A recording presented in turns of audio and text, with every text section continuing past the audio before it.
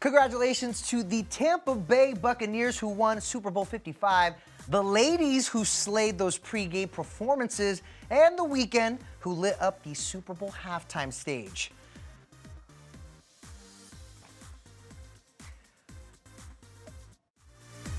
And welcome to ETonline's Super Bowl After Show. I'm Denny Directo. And I'm Cassie DeLaura. And after 6 months of emailing and Zoom calls and fronting $7 million of his own money, the Weeknd finally brought his 13-minute performance to life with his biggest hits. Take a listen.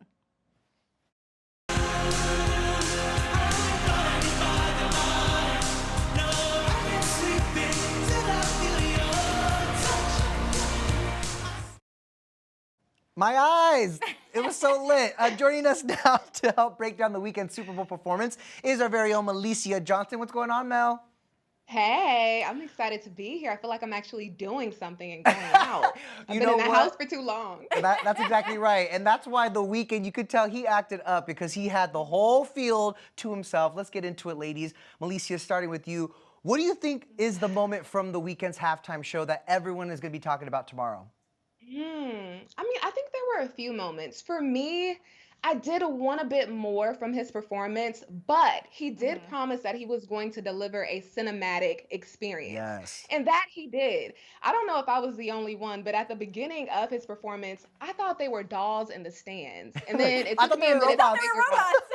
Yeah, it took me a minute to figure out that, oh no, those are actual people. Yeah. But it was good to hear him blow through a bunch of his hits. He, sang House of Balloons, Starboy, The Hills, Can't Feel My Face, I Feel It Coming, the list goes on. And it really reminded me of how much I miss concerts. So although, I wanted more, I feel like this experience was just bigger than the Weeknd himself. When I went on Twitter, I saw his day one fans, people that have been following him since he was an underground artist, just very proud that they can see this man who they've loved for so long make it to the world's biggest stage. And then he has his, tight-knit group of people behind him. He has 3 people who are on his team, 3 men who have literally helped him go from being homeless to hitting the Super Bowl stage. So it's not just a win for the Weeknd, it's a win for a lot of people here.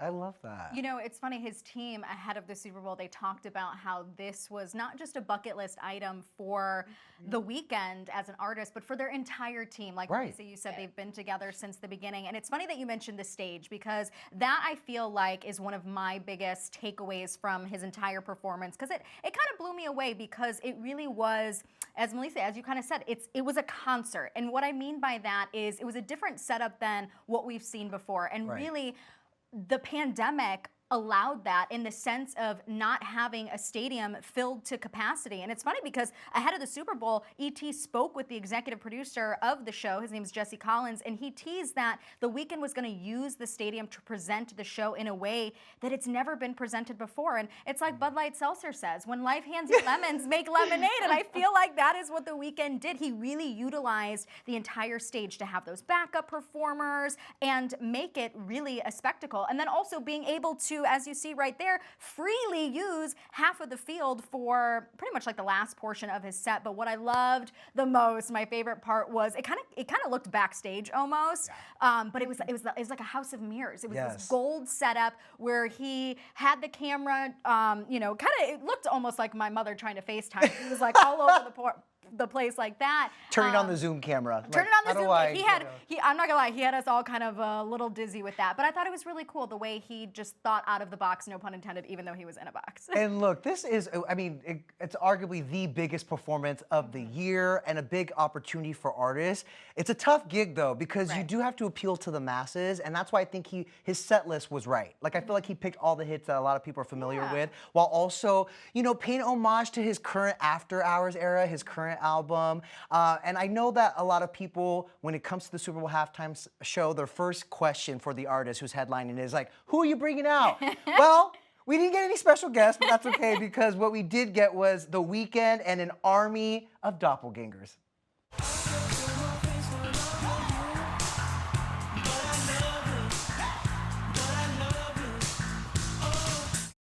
A bunch of Abels there in Tampa, and also here in Los Angeles, we got a doppelganger here. Give me a mask and I would have fit right in. and Jesse Collins. I could have been your backup there too. I mean, so obviously he had a whole army of people who look like him with his bandages. Again, an homage to his current album cycle, After Hours. We have seen many performances and music videos of The Weeknd all wrapped up in bandages. And in a recent interview with Variety, he said that the bandages signify the absurd culture of Hollywood, celebrities and people manipulating themselves by superficial reasons. But I gotta say, it's also perfect because we are still in the middle of a pandemic and everyone was masked up. You know what's so funny is before the Super Bowl, we spoke to the executive producer of the show, Jesse Collins, and we were trying to get him to tease what to expect. Yeah. And he mentioned that the timing of The Weeknd's performance during the pandemic actually aligned with the story that they were trying to tell. And now it all makes sense. They were all wearing the bandages, which also are the masks in the pandemic. And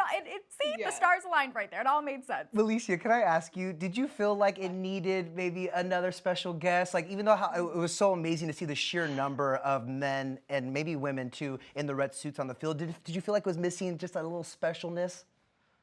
You know, maybe, but I can't even think about who. Right. Who, I mean, maybe someone that he was featured on a song with.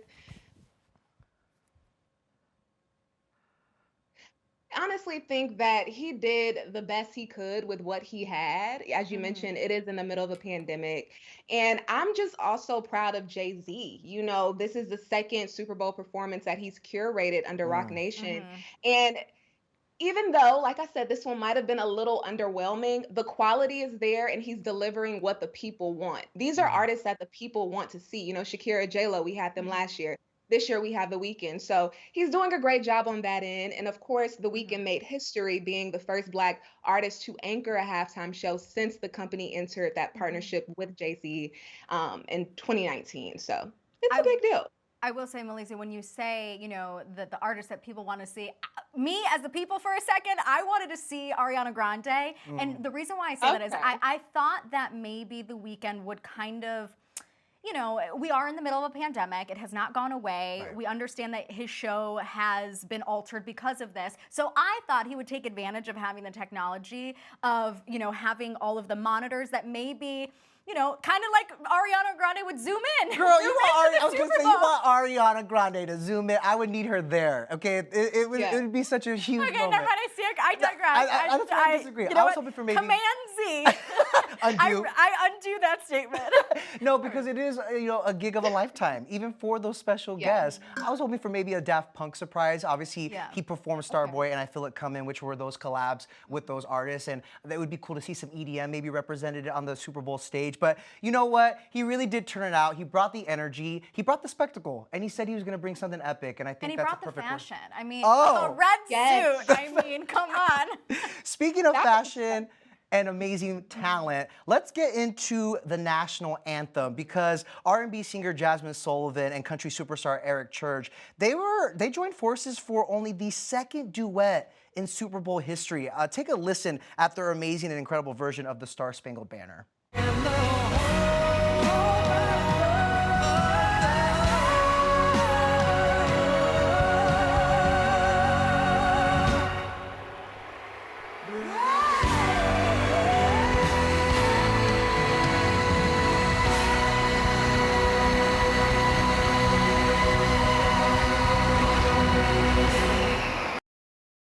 I get the chills again. You know what's so crazy? For two people who had never met before the Super Bowl, in fact, Eric Church had never even heard Jazmine's music before, believe it or not. Wow. They sounded absolutely incredible. Didn't it work, Mel?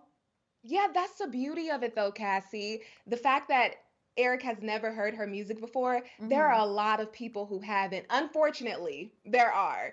And it was a moment of just, I feel like unity and also just awareness when it comes to Jazmine's undeniable talent. For a lot of Jazmine's fans, this was an I told you so moment or now you can see moment because we've always known how amazingly talented album Fearless in 2008. And it's so exciting because recently she dropped her latest EP, Hotels. This was the first project the first project she's dropped in 6 years. So fans have been hungry for new Jazmine music. So to see her drop that album and then see her take the stage at Super Bowl, something she's never expected. She didn't even expect this to happen this soon in her career. And So it's oh, go ahead, go ahead. I was gonna say, sorry to interrupt you there, Mel, but Jazmine's performing 30 years since Whitney Houston's rendition of the Star Spangled Banner that I feel like really united the country with just her singular voice. So to see the two of them up there is amazing. But Jazmine actually channeled Whitney for today's festivities in the rehearsal and in the final performance. She wore a tracksuit similar to the one Whitney wore in 1991.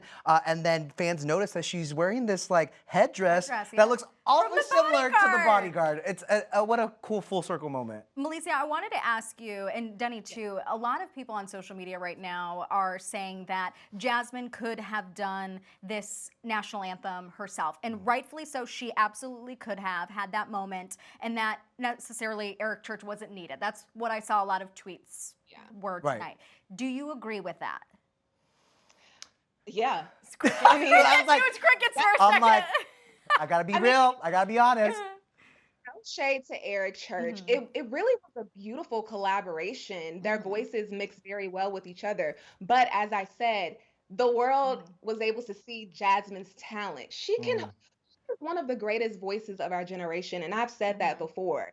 And of course, she could have held that moment on her own. But the bigger point of this moment was the message of unity. So while she could have done it solo, I'm glad she did do it with Eric. I'm glad that you brought up that message right there of unity, because that, to be honest, is the only reason why Eric Church even signed on to do the national anthem. He has been very vocal in his career that he will never do this type of performance. And it wasn't until the riot at the Capitol in early January that was kind of the catalyst for him to change his mind. He understood that we are in a time right now of a lot of division, and he wanted to utilize this moment to unite people. And just the significance of having two artists stand there and sing a duet is unifying in itself. And then you have a white artist, you have a black artist, you have a country artist, you have an R&B artist. So really, I think, my hat's off to him for understanding the magnitude and the symbolism of that moment.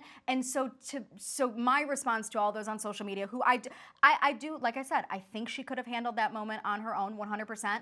But I understand the magnitude of it. But I also have to give credit to Jay-Z and Rock Nation for this moment too, because this is the second Super Bowl that Rock Nation has been producing all the entertainment acts. And so it's clear when you see who they chose to sing the national anthem, to who they chose to sing America the Beautiful, who they chose to headline halftime. It's all about diversity. I mean, we're talking about the same company and Jay-Z who put on Latinos at halftime for the first time ever last year with J-Lo and Shakira. So I think it was important to just showcase different genres, different backgrounds, different ethnicities, and different voices. And it really was all about unity. In fact, ET's Nichelle Turner spoke to Jazmine ahead of the Super Bowl, and this is what she said about singing the national anthem with Eric Church and what she hopes it represents. We definitely come from two totally different everything, but I'm excited. I think it'll be cool to blend the different sounds of music and just show some unity.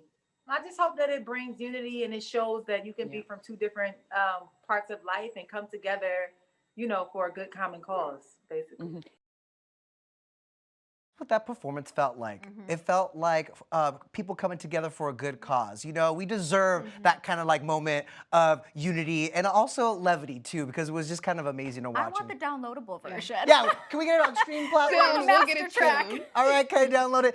By the way, you guys, I don't know if you caught this, but deaf rapper Warren Wawa stole the show during the national anthem a little bit too, because I mean, he was, he was performing sign language for the ASL community during the national anthem, and everyone on social media was just loving him because he was loving it too. Look at all the smile on his face. I love it.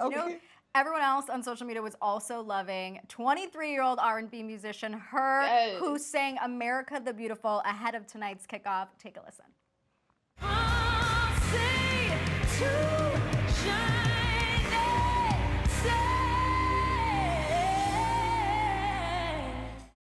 Okay, she sounded great, but how good does she look too? Oh, amazing. What about the skills on the guitar? The guitar, the voice, shades, the swag. She exudes this confidence, this aura to her that's just like, she can't be touched. Yeah, what do you think this moment? What do you think this moment will do for her? Literally, her, Milicia? Well, I think honestly, her is in a beautiful position when it comes to her career. She's been doing this since she was, 13, 12, maybe younger than that.